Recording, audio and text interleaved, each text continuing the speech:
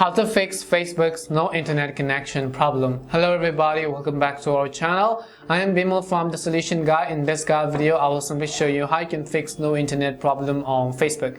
But before we get started, as always, if you are new to our channel, make sure to leave a like, hit the subscribe button, and without any further ado, let's get started with today's video.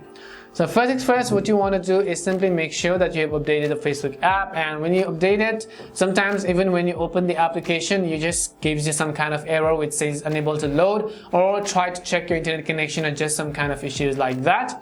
And that is because your Facebook app is not being able to connect itself to the IP address of your Wi-Fi or to your Wi-Fi server. So in order to fix this, there are hopefully a couple of things we can do. Very first thing we will do is we'll basically go ahead and then open up the settings app on our phone. Once you open up settings, here you want to go ahead and look for the option called apps. As soon as you select app, you just want to go ahead and then look for Facebook. So let me just go ahead and then search for the Facebook app. Once you find Facebook, tap on it, and then you want to go to storage and you want to tap on clear cache, and you might as well just want to tap on the clear data button which you see, and then tap on OK. Now this will basically log you out of your Facebook app as well, so be aware of that.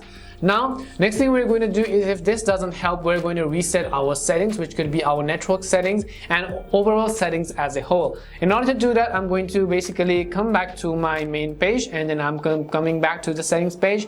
Scroll down, I will select the about phone button, and scroll down, and I'll also select the reset option. As I select reset, first of all, try to reset your network settings, and you might as well want to try to reset your accessibility settings. Last but not the least, if none of the solutions work, tap on reset all settings, reset settings, enter your PIN, confirm the changes, and then that would most likely fix the issue.